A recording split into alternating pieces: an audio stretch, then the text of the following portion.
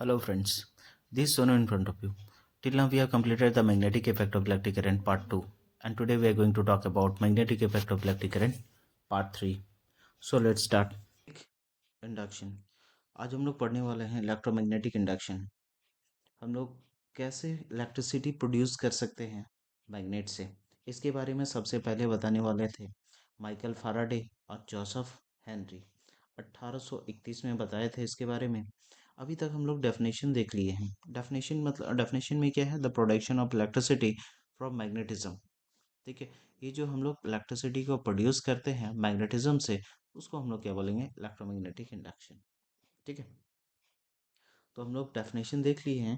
इसके बारे बाद में हमको देखना है कि हम लोग इसको बनाते कैसे हैं, इलेक्ट्रिसिटी बनाएंगे कैसे। तो इलेक्ट्रिसिटी बनाने से पहले हमको लेना पड़ेगा एक हॉर्सो टाइप मैग्नेट। ठीक है, हॉर्सो टाइप मैग्नेट लेना है और उसके बीच में हमको क्या करना पड़ेगा? एक मेटल कॉपर वायर को लेना पड़ेगा। उसके बीच में हम उसको प्लेस कर देंगे और प्लेस करने के बाद उसका जो वायर होगा, वायर का दोनों एंड होगा, दोनों एंड को हमको कनेक्ट करना है किसके साथ?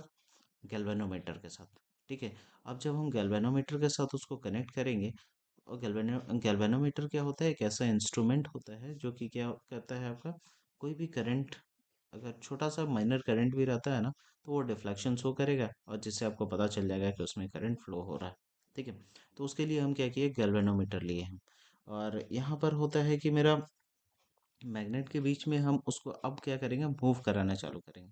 और जैसे ही मूव कराएंगे तो उसमें क्या करेगा? आपका डिफ्लेक्शन शो करेगा।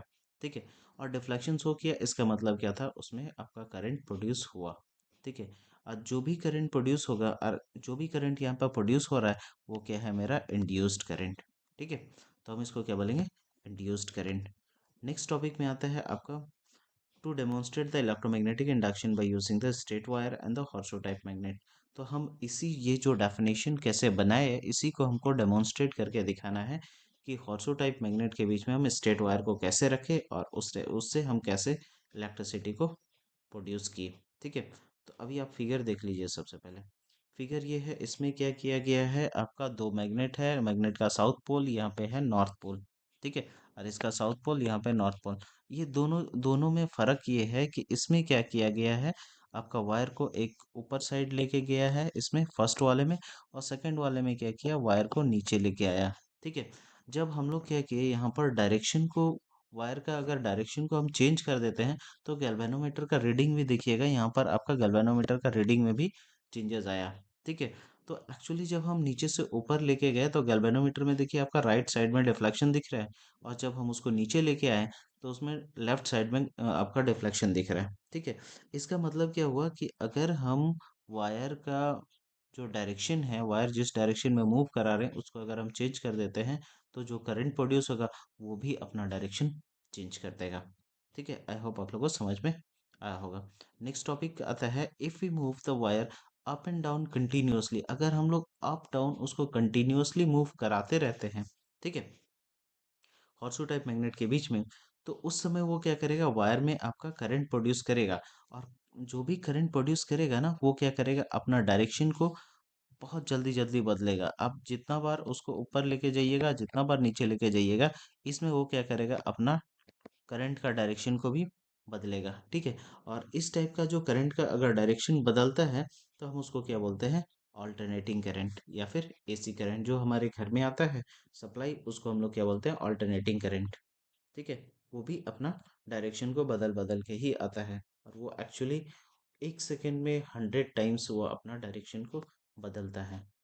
ठीक है, तो नेक्स्ट टॉपिक आता है to demonstrate the electromagnetic induction by using the coil and the bar magnet. अभी तक हम क्या देखे? दो मैग्नेट के बीच में हम वायर को मूव करा के देखे थे। ठीक है, अब नेक्स्ट वाला में क्या आता है मेरा, कि दो, अभी मेरा यहाँ पे लिया गया है दो वायर के बीच में हम क्या किए? मैग्नेट को पास कराए। पहले वाला में क्या किए थे? हम मैग्नेट के बीच में वायर को पास कराए थे। अब इसमें क्या करते हैं? आपका दो वायर के बीच में मैग्नेट को पास कराए। और वायर को हमको लेना कैसे है? तो सबसे पहले देखिए, इसके लिए हमको क्या करना पड़ेगा? एक कॉइल को लेना पड़ेगा। देख सकते हैं ए बी एक कॉइल हम लिए हैं, और इस कॉइल को इस टाइप से आपको टर्न बनाना है कि मतलब टर्न इतना बड़ा होना चाहिए कि ये आपका आसानी से जा सके। ठीक है, आपका ये जो मैग्नेट है ये आसानी से इसमें जा सके, उतना ही बड़ा आपको बनाना है। ज़्यादा बड़ा बना दीजिएगा तो इंड्यूस ही नहीं हो पाएगा। बहुत ज़्यादा उसका फील्ड चाहिए होगा, तो उतना अगर फील्ड नहीं बना पाया, उतना अगर करंट आप नहीं दिए, तो उसमें क्या होगा, आपका फील्ड बनेगा नहीं और वो आपका करंट प्रोड्यूस करेगा नहीं। तो बहुत ज़्यादा नहीं बड़ा बनाना है उसको, एकदम मतलब मीडियम साइज का बनाइए, जैसे कि वो सिर्फ घुस जाए और बाहर आ जाए। ठीक है, तो उसके बाद फिर क्या करते हैं हम उसको, ये जो वायर है इसको हम क्या करते हैं, गैल्वेनोमीटर के साथ कनेक्ट कर दिए। ठीक है, दोनों ही केस में देखिए आपका गैल्वेनोमीटर के साथ कनेक्ट किया गया है। ठीक है, और दोनों केस में आपका फर्क ये आता है कि जैसे अगर हम इसको अंदर पुश करते हैं तो उसका डायरेक्शन देख सकते हैं आपका राइट साइड में हो रहा है, ये डायरेक्शन आपका राइट साइड में है। और जब हम इसको फिर अब मैग्नेट को पुल करते हैं, बाहर निकाल रहे हैं, तो उस समय क्या करेगा, वो लेफ्ट साइड में डिफ्लेक्शन शो करेगा। इसका मतलब क्या हो गया, जैसे हम मैग्नेट को मूव कराएंगे उस हिसाब से मेरा करंट अपना डायरेक्शन भी बदलेगा। ठीक है, तो the production of the electric current by moving magnet inside the fixed coil, fixed coil wire is also the case of the electromagnetic induction. ये भी आपका इलेक्ट्रोमैग्नेटिक इंडक्शन का ही केस है। इसमें भी क्या हुआ, इंडक्शन करंट प्रोड्यूस हुआ। ठीक है, तो चलिए नेक्स्ट टॉपिक आता है हम लोग का।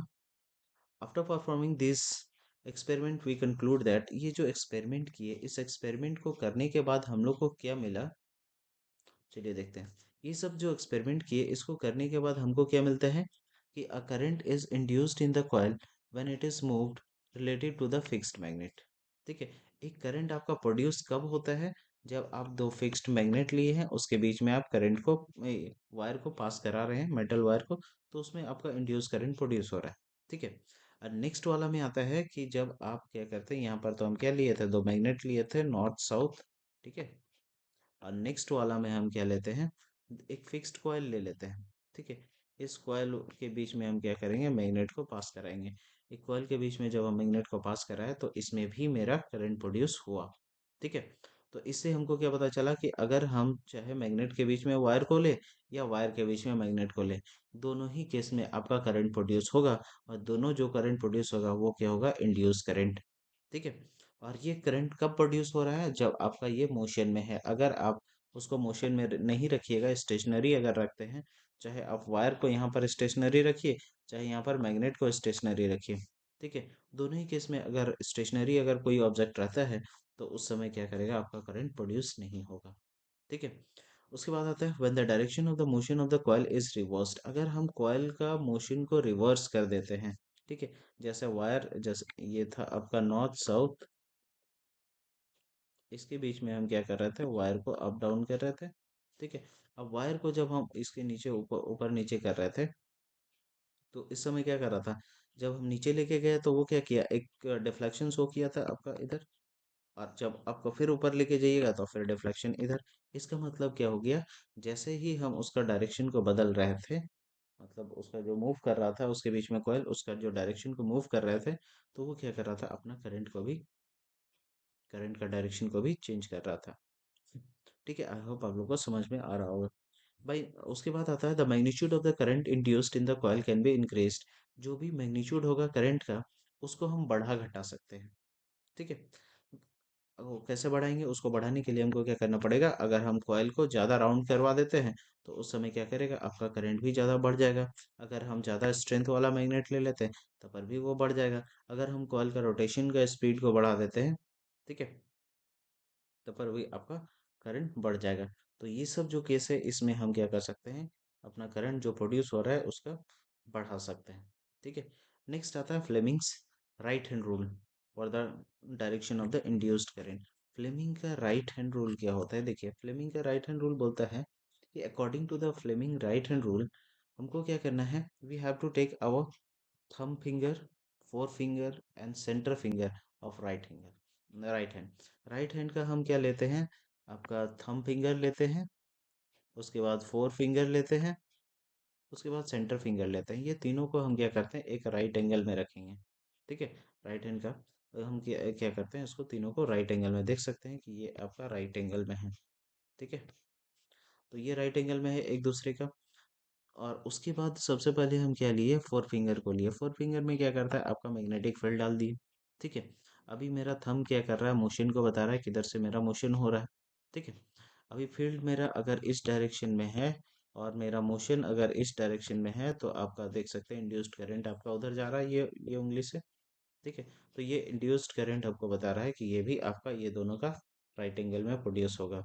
यही बताना चाहते थे अपना जो राइट हैंड रूल था उसमें फ्लेमिंग। ठीक है। नेक्स्ट टॉपिक आता है आपका direct and alternating current. Direct current क्या होता है, अल्टरनेटिंग करंट क्या होता है। ठीक है। डायरेक्ट करंट जो कि हम लोग जैसे इन्वर्टर वायरिंग वगैरह या बैटरी का जो वायरिंग होता है ना, उसमें क्या होता है, डायरेक्ट करंट होता है। डायरेक्ट करंट में क्या होता है, करंट आपका एक ही डायरेक्शन में फ्लो करता है, वो अपना डायरेक्शन को कभी नहीं बदलता है। ठीक है।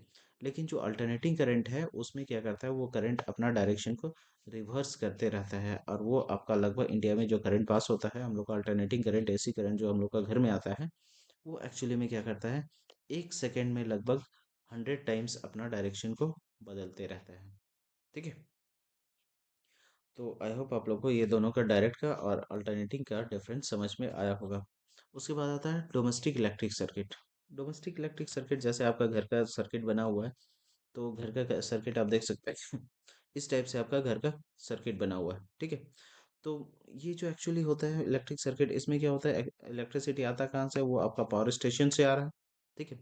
पावर स्टेशन से जब आता है तो उसके आपके घर के बाहर में जो पोल से आप जो कनेक्शन लेते हैं, उसमें क्या होता है, आपका एक लाइव वायर होता है और एक होता है न्यूट्रल वायर, जहाँ से आप लोग कनेक्शन लेके आते हैं। लेके आने के बाद आपका कनेक्शन जाता कहाँ पर है, आपका मेन फ्यूज में। लाइव वायर क्या होता है, रेड कलर का होता है। न्यूट्रल वायर क्या होता है, आपका ब्लैक कलर का होता है। उसके बाद आता है आपका मेन फ्यूज में, देख सकते हैं आपका ये मेन फ्यूज है। ठीक है। इसको जो मेन फ्यूज को लेना होता है हमेशा सीरीज में लेना होता है, और वो एक्चुअली में होता है लाइव वायर में। अगर आपका घर में मान लीजिए कोई शॉर्ट सर्किट वगैरह होता है, तो अगर आप मेन फ्यूज निकालिएगा तो आपका लाइव वायर कट जाएगा। न्यूट्रल वायर से उतना ज़्यादा इफेक्ट नहीं होता है, लाइव वायर से ज़्यादा इफेक्ट होता है, जिसके कारण इलेक्ट्रिक शॉक वगैरह हो सकता है, लग सकता है। तो हम उसको मेन फ्यूज निकाल देंगे तो मेरा फिर घर में करंट फ्लो नहीं होगा, और हम लोग आसानी से कोई भी चीज़ से बच सकते हैं या इलेक्ट्रिक शॉक वगैरह से बच सकते हैं अगर कोई काम कर रहे होते हैं तो। उसके बाद क्या होता है, आपका मेन फ्यूज के बाद आप लगाते हैं मीटर। मीटर में आपका घर का रीडिंग बताता है कि कितना इलेक्ट्रिसिटी यूज हुआ, कितना इलेक्ट्रिसिटी कंज्यूम हुआ। उसके बाद आता है आपका मेन स्विच। मेन स्विच में क्या करता है, आपका दोनों का कनेक्शन किया हुआ रहता है, आपका लाइव का भी और न्यूट्रल का भी। अगर मान लेते हैं कि किसी दूसरे के घर में अगर आपका इन्वर्टर वायरिंग या फिर कोई भी कनेक्शन किया हुआ है, तो उस समय या फिर उसके उनके घर में अगर कनेक्शन किया हुआ है, तो उसमें कभी कभार क्या होता है, न्यूट्रल वायर में भी करंट मूव कर जाता है। ठीक है। तो इससे बचने के लिए हम क्या करते हैं, यहाँ पर मेन स्विच लगा दी है। मेन स्विच क्या करेगा, आपका दोनों का इलेक्ट्रिसिटी को काट देगा। अगर हमको घर में कोई भी काम करना है या कुछ भी वर्क कर रहे हैं इलेक्ट्रिसिटी के से रिलेटेड, तो उस समय हमको क्या करना पड़ता है, मेन स्विच निकाल देना पड़ता है। उसके बाद आता है कंज्यूमर का फ्यूज़। जैसे आप घर का वायरिंग करते हैं, अभी तो बहुत ज़्यादा यूज़ नहीं किया जाता है इसका, इसके जगह पे आपका एमसीबी का यूज़ किया जाता है। तो यहाँ पर क्या होता है, कंज्यूमर फ्यूज़। तो अगर आप कंज्यूमर फ्यूज़ मतलब हर एक रूम के लिए एक एमसीबी होता है, वैसा ही पहले क्या होता था, हर एक एमसीबी की जगह पे एक एक फ्यूज़ होता था हर एक इलेक्ट्रिक बोर्ड पे। जिससे क्या होता था कि आपका घर का इलेक्ट्रिसिटी कट जाता था। अगर मान लीजिए अगर आप इसको यहाँ का फ्यूज़ निकाल दिए, यहाँ का फ्यूज़ जैसे ही निकाल दीजिएगा तो आपको उस घर का कनेक्शन कटेगा, बाकी वाला का चलेगा। ठीक है। इस टाइप से उसका कनेक्शन किया होता था। उसके बाद क्या होता है, लाइव वायर आपका गया, उस आपका रूम में गया। उसके बाद आप न्यूट्रल वायर को भी लेके गए, और उसके बाद फिर कनेक्ट करा दिए स्विच के थ्रू, और आप बल्ब जला सकते हैं, फैन चला सकते हैं, आप जो भी काम होता है आप उसको कर सकते हैं। ठीक है। तो आई होप कि आप लोगों को डोमेस्टिक इलेक्ट्रिक सर्किट समझ में आया होगा। ठीक है, चलिए नेक्स्ट टॉपिक पे चलते हैं। उसके बाद आता है earthing. Earthing of electrical appliances. Earthing क्या होता है, earthing is an extra wire. Earthing क्या होता है, एक एक्स्ट्रा वायर होता है that runs with the live and the neutral wire, जो कि आपका लाइव और न्यूट्रल वायर के साथ रन करता है। ठीक है। और वो एक्चुअली में होता किस लिए है, टू प्रोटेक्ट आवर एप्लियंसेस, हमारा जो एप्लियंसेस होता है उसको बचाने के लिए। वो कैसे बचाता है, अगर हमारे घर में कोई एक्स्ट्रा करंट आ जाता है या सर्किट में कोई एक्स्ट्रा करंट आ जाता है, कभी कभार आप देख लेंगे फ्रिज से कोई सामान निकालने गए और फ्रिज से आपको शॉक लग गया। ठीक है। अभी कभी स्टेबलाइजर वगैरह रहता है आपके घर में, तो आप स्टेबलाइजर को जैसे आप छूने जाते हैं या कुछ बढ़ाने घटाने के लिए कुछ जाते हैं, तो उसमें क्या हो सकता है, आपको इलेक्ट्रिक शॉक लग सकता है। ठीक है। आपका जैसे मान लेते हैं आप ओवन वगैरह चला रहे हैं, उसमें भी आपका कभी कभार इलेक्ट्रिक शॉक लग जाता है। अगर आपके घर में अर्थिंग रहता है तो वो जो इलेक्ट्रिक शॉक लग रहा है ना, तो वो नहीं लगेगा, क्योंकि वो क्या करेगा, जो भी इलेक्ट्रिक एक्स्ट्रा करंट जो भी प्रोड्यूस हुआ है उसको वो क्या करेगा, आपका अर्थ में लेके चल जाएगा। ठीक है, और ये जो कनेक्शन होता है वो आपका, जैसे आपका कोई भी आपका सामान लेते हैं, कोई भी इलेक्ट्रिकल अप्लायंसेस वगैरह अगर लेते हैं तो उसमें क्या करते हैं, आपका 3 पिन सॉकेट रहता है। ठीक है, या 3 पिन वाला सॉकेट रहता है। उसमें क्या होता है कि आपका 2 पिन तो होता है, एक लाइव के लिए और एक होता है न्यूट्रल के लिए। ठीक है, और एक एक्स्ट्रा जो मोटा वाला जो पिन होता है वो एक्चुअली में होता है अर्थिंग के लिए। ठीक है, अगर आपके घर में अर्थिंग किया हुआ रहेगा तो आपको इस टाइप का अप्लायंसेस से कोई भी जो भी आपको बताया, इलेक्ट्रिक आयरन वगैरह या हीटर हो गया, ये सब में आपको उतना ज़्यादा शॉक नहीं लगेगा। ठीक है, नेक्स्ट आता है इलेक्ट्रिक फ्यूज। इलेक्ट्रिक फ्यूज क्या होता है, एक सेफ्टी डिवाइस होता है। ठीक है, वो शॉर्ट लेंथ का होता है और उसमें टीन प्लेटेड रहता है, टीन प्लेटेड कॉपर वायर। ठीक है, वो एक्चुअली में प्योर कॉपर वायर हम लोग यूज़ नहीं करते हैं यहाँ पे। प्योर कॉपर वायर का यूज़ करने से एक्चुअली में होता क्या है कि मान लेते हैं अगर एक्सेस इलेक्ट्रिक करंट अब जब उसमें आएगा ना, तो वो क्या करेगा, फिर वो उड़ेगा नहीं या फ्यूज कटेगा नहीं। अगर फ्यूज नहीं कटेगा तो फिर क्या होगा, आपका अप्लायंसेस खराब हो जाएगा। ठीक है, तो उस अप्लायंसेस को बचाने के लिए हमको क्या करना पड़ता है, टीन प्लेटेड कॉपर वायर का यूज़ किया जाता है, जो कि क्या होता है, काफ़ी कम मेल्टिंग पॉइंट होता है। जैसे ही उसमें थोड़ा ज़्यादा इलेक्ट्रिसिटी पास हुआ, जितना आपका मतलब फ्यूज जितना का लगाए हैं, 1 एम्पियर, 2 एम्पियर, 5 एम्पियर, 10 एम्पियर, उस हिसाब से, जिस हिसाब से आप लगाए हैं, जैसा यूज करना है आपको, तो उस हिसाब का अगर मान लेते हैं, उससे अगर ज्यादा 10 एम्पियर का लगाए हैं और 10 एम्पियर से ज्यादा अगर करंट फ्लो करता है उसमें, तो वो क्या करेगा, वहां से कट जाएगा। ठीक है, तो इसीलिए आपका होता है इलेक्ट्रिक फ्यूज। ठीक है, आपका देखिए some important fact about the electric fuse. कुछ इंपॉर्टेंट फैक्ट्स जैसे कि आप इलेक्ट्रिक फ्यूज का देख सकते हैं, इस टाइप का आपका इलेक्ट्रिक फ्यूज होता है। ये आपका कितना एम्पियर का होता है, देख देख लीजिए। 1 ampere, 2 ampere, 3 ampere, 5 ampere, 15 ampere, 10 ampere, इस टाइप से आपका बहुत सारा कुछ होता है। ठीक है, तो ये आपका हमेशा काम किस में करता है, heating effect of electric current. आपका करंट जाएगा और करंट जाने के बाद वो क्या हो जाएगा, अगर एक्स्ट्रा करंट जाता है तो वो क्या होता है, ओवर हीट होता है। ओवर हीट होके फिर ये जो अंदर का वायर होता है ना, ये यहाँ से कट जाता है। अब जब कट जाएगा तो फिर आपका इलेक्ट्रिसिटी सप्लाई बंद, और फिर आपका सामान बच जाता है। ठीक है, उसके बाद आता है कनेक्टेड इन सीरीज। ठीक है, इसको हमेशा हम क्या करते हैं, सीरीज में कनेक्ट करते हैं कि ये आसानी से कट जाए, और कट जाएगा तो फिर बाद वाला का कनेक्शन पूरा कट जाएगा। ठीक है, अगर हम इसको पैरेलल में लगा देंगे तो क्या होगा कि मेरा एक अप्लायंसेस जिसके साथ वो कनेक्टेड होगा वो खाली बचेगा, बाकी सब तो उड़ जाएगा। ठीक है, उसके लिए हम इसको क्या करते हैं, लगाते हैं आपका सीरीज में। ठीक है, अभी इसके जगह पे हम लोग क्या कर रहे हैं, एमसीबी वगैरह का यूज कर रहे हैं। एमसीबी का फुल फॉर्म होता है मिनिएचर सर्किट ब्रेकर। ठीक है, एमसीबी का फुल इसे देख सकते हैं, इस टाइप का आपका घर में लगता है, जिसको आप क्या कीजिए, अप कीजिएगा तो चलेगा, डाउन कीजिएगा तो फिर बंद हो जाएगा। अगर आपका इलेक्ट्रिक शॉक वगैरह लगता है, या ओवर लोडिंग होता है, या फिर आपका बहुत ज़्यादा इलेक्ट्रिसिटी का सप्लाई हो जाता है आपका इसमें सर्किट में, तो ये क्या होता है, ऑटोमेटिकली डाउन हो जाता है। ठीक है, आई होप आप लोगों को समझ में आ रहा होगा फिर। ठीक है, नेक्स्ट टॉपिक में आते हैं हम लोग, precautions in the use of electricity. ठीक है, इलेक्ट्रिसिटी यूज करने के लिए हमको क्या क्या सावधानी बरतना चाहिए। If a person accidentally touches the live wire, अगर आपका कोई भी आदमी एक्सीडेंटली लाइव वायर को, इलेक्ट्रिक वायर का टच कर देता है, ठीक है, टच कर देता है, तो हमको क्या करना पड़ता है, सब फट से जाके हमको क्या करना पड़ेगा, मेन स्विच को ऑफ करना पड़ेगा। और जैसे मेन स्विच को ऑफ करेंगे, पावर सप्लाई आपका बंद हो जाएगा, और आपका वो जो पर्सन है जो भी टच किए होंगे वो क्या होगा, सेफ हो जाएगा। ठीक है, the person who happens to touch the live electric wire, he must use the insulated support. ठीक है, अगर कोई आदमी अगर लाइव वायर के साथ कोई काम कर रहा होगा, या फिर मिस्त्री वगैरह जो हमारे घर में काम करने आते हैं, वो लोग क्या करते हैं, वुड का, प्लास्टिक का, या फिर रबड़ का कोई भी इंसुलेटेड चीज से उस वायर को टच करते हैं, जिससे क्या होता है, उनको उनका वो क्या होता है, इंसुलेटेड परत से वो क्या करता है, आपका इलेक्ट्रिसिटी बाहर नहीं आ पाता है, और उनका बॉडी में नहीं आता है, और उनको शॉक से बच जाते हैं वो। ठीक है, we must give an earthing to our appliances. हमारे घर में जो है, हम जो भी अप्लायंसेस होता है, हम लोग को क्या करना पड़ता है, अर्थिंग देना पड़ता है। ठीक है, जैसे आयरन हो गया, कूलर हो गया, रेफ्रिजरेटर हो गया, ये सब में आपका इलेक्ट्रिक शॉक लग सकता है, जैसे आपको बताया। तो इसके लिए अगर अर्थिंग कर देते हैं तो आपको इस टाइप का शॉक नहीं लगेगा। ठीक है, और एक बहुत इंपॉर्टेंट टॉपिक है, अगर आप घर में कंप्यूटर चला रहे होते हैं, ठीक है, या फिर आपके घर में यूपीएस है, आप उसको यूज़ कर रहे हैं, तो उसमें क्या होता है, अगर आप अर्थिंग करते हैं ना, तो ये आपका बहुत ज़्यादा सेव करता है आपका कंप्यूटर का मदरबोर्ड को। क्योंकि ये सब जो अगर मान लिया हल्का सा भी इलेक्ट्रिक शॉक लगता है या कुछ भी फ्लक्चुएशंस होता है ना, आपका इलेक्ट्रिसिटी का अगर मान लीजिए बहुत ज़्यादा बढ़ गया या कम हो गया, तो उस दौरान क्या होता है आपका मदरबोर्ड खराब होने का चांसेस रहता है। और मदरबोर्ड खराब होने का चांसेस मतलब अगर खराब अगर हो जाता है तो लगभग आपका 3,000 से 4,000 का लॉस हो सकता है। ठीक है।